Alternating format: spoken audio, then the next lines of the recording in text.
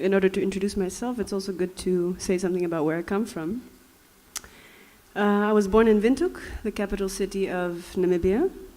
My mom's Oshiwambo speaking. There are various cultural, ethnic groups in Namibia.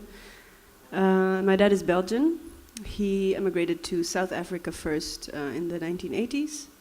And he got into a lot of trouble because he was treating everybody equally. So whether you're Indian-looking, black, white, Chinese, whatever, for him it wasn't a difference. But he came there in the time of apartheid.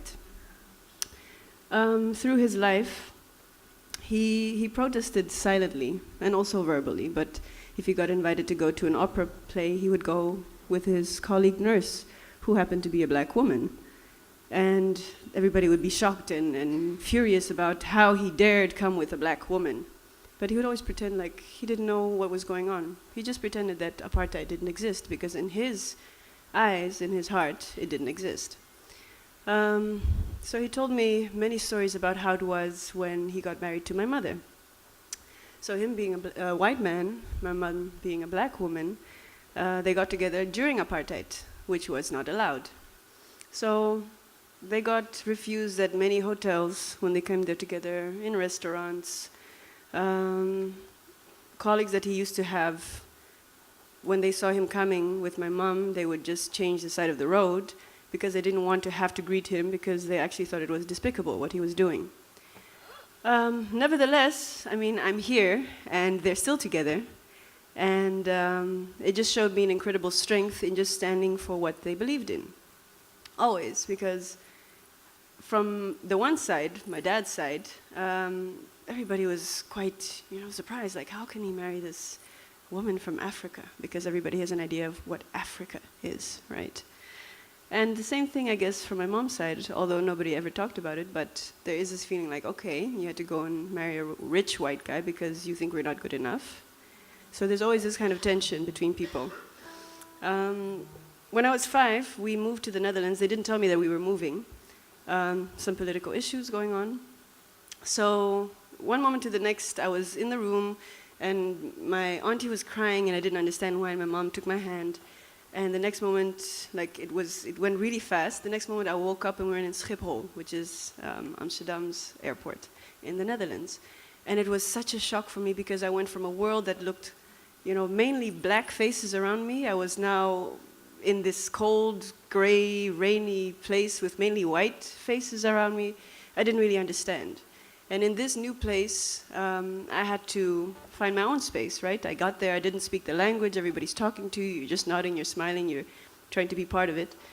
And they always ask me, where are you from, where are you from, where are you from, where are you from, where are you from, where are you from? And you explain and you explain and you explain nonstop.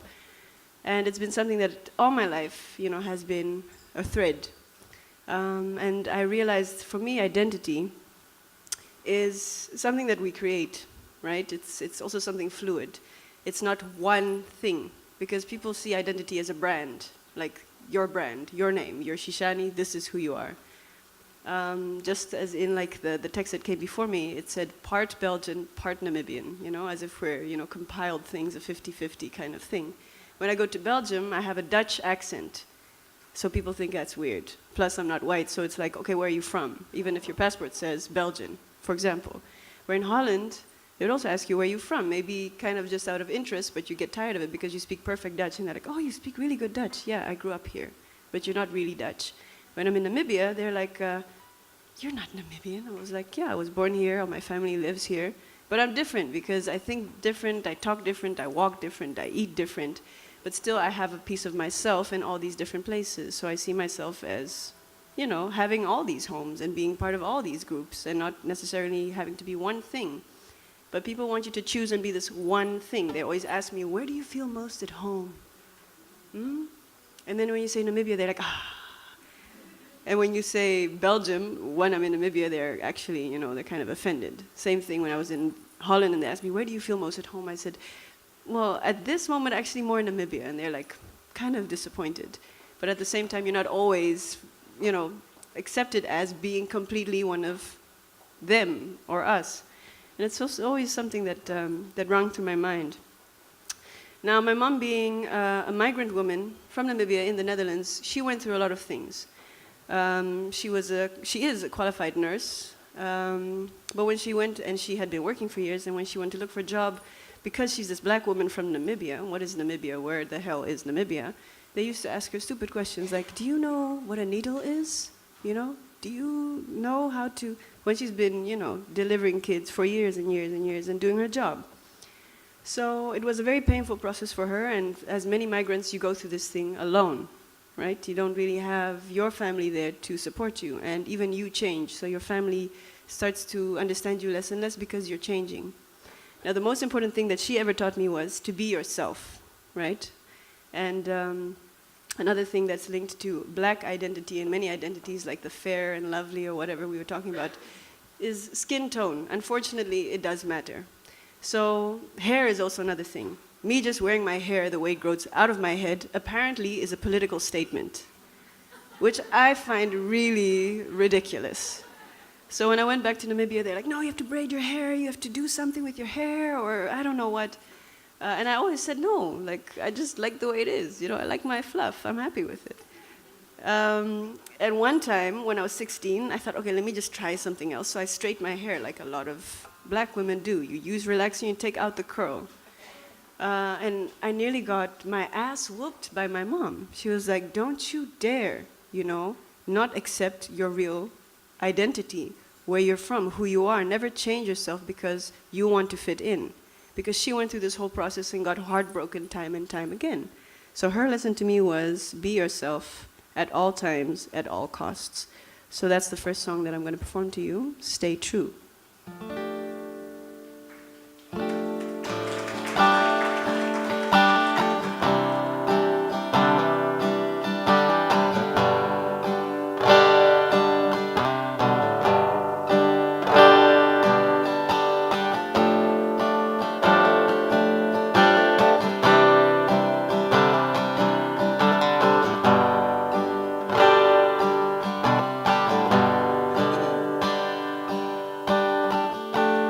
Everybody needs to lose in order to find.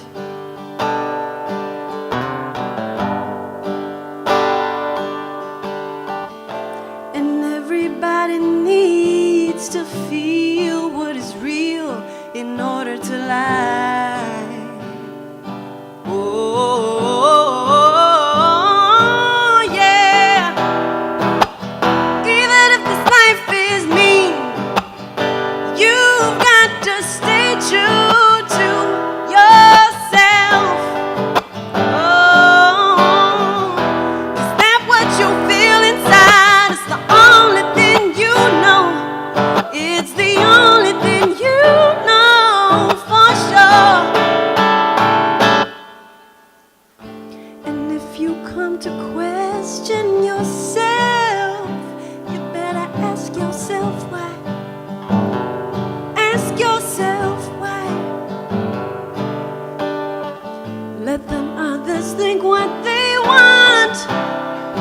Don't let them get to your mind. Don't let them get to your mind. Oh, you see, even if this life is mean, you've got to stay true to yourself. You gotta stay true to yourself now, 'cause that's what you feel inside. It's the only thing you know. It's the only thing you know for sure. It's the only thing, baby, it's the only thing. The only thing you know for sure. Feelings, no, you can't ignore. It's the only thing, baby, it's the only thing. Only thing you know for sure. Feelings, no, you can't ignore. When it's in front of your eyes, you cannot deny the truth. Keep on running and trying to hide, but the truth will find you. Between the earth and the sky lays the essence of life. Stay true to yourself. Don't be wasting your time. When it's in front of your eyes, you cannot deny the truth. Keep on running and trying to hide, but the truth will find you. Between the earth and the sky lays the essence of life. Stay true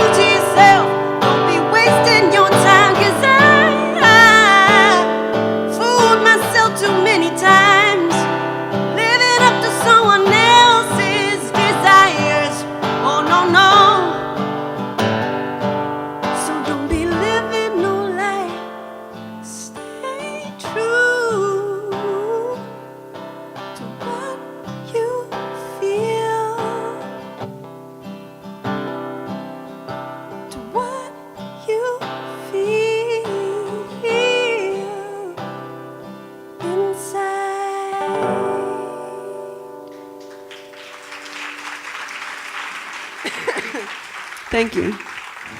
So I have this whole speech prepared for the following song, but I think Smile did an amazing job, and she told the story that I wanted to tell. So I won't say much about it. This one is called Minority.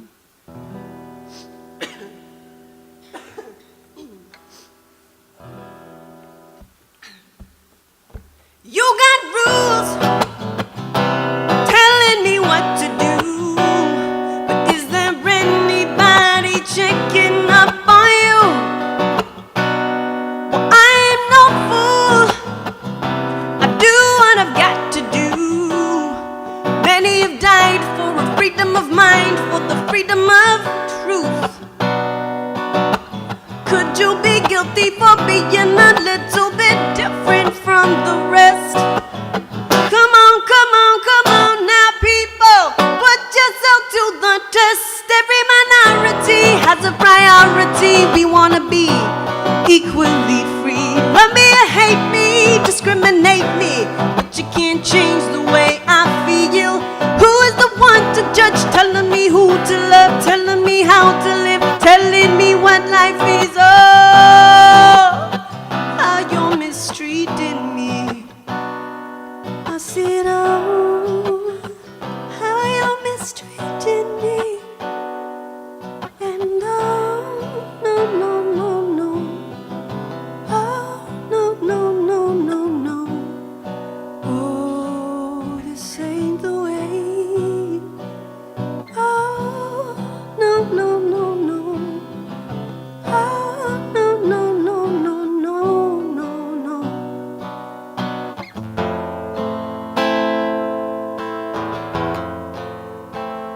What you say is that I'm not supposed to be walking this earth, that I don't deserve to live a free life. Well, I know I've so much to give to you.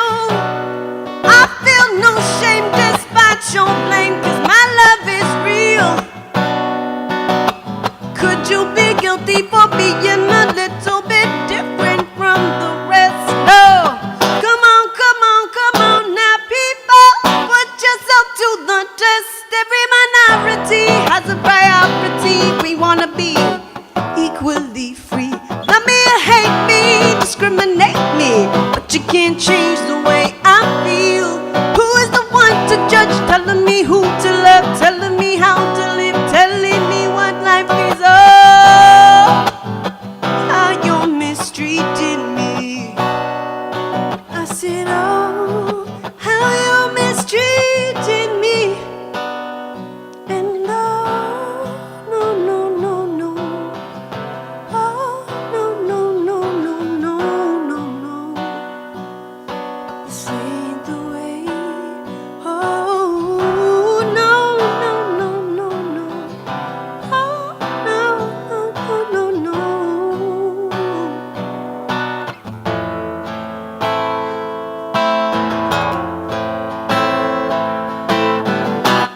We need a black sheep to distract us from reality. Point your finger at me, I bet that makes it easy. We need to realize where the true problem lies. It ain't who you are, but the size of your mind. Can you see with your heart and the past preconceptions? Can you see my soul past the labeling section? This is who I am, gonna stand up proud, won't let no one bring me down. Ooh.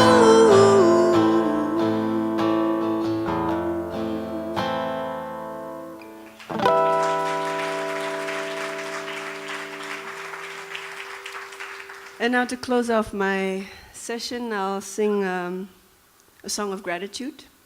And basically, I'm thanking everybody who's been a part of my journey. When you get to know people, when you make friends, you realize that it's very much about what you carry inside of you, not so much all the other things, all the labels, right?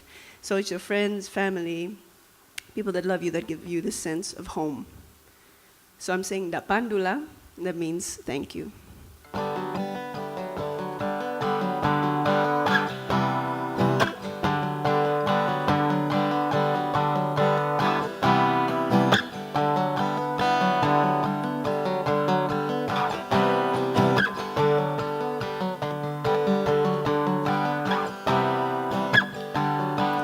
You were the light shining down on me,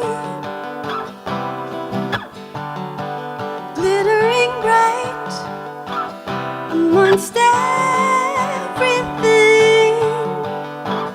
And then when I was down, you would be there to lift my spirit from the ground. And you showed me the meaning of true love, the source of my healing. Onda pandula ke wili konjae, onda pandula ke wili konjae, onda pandula ke wili konjae, onda pandula ke wili konjae.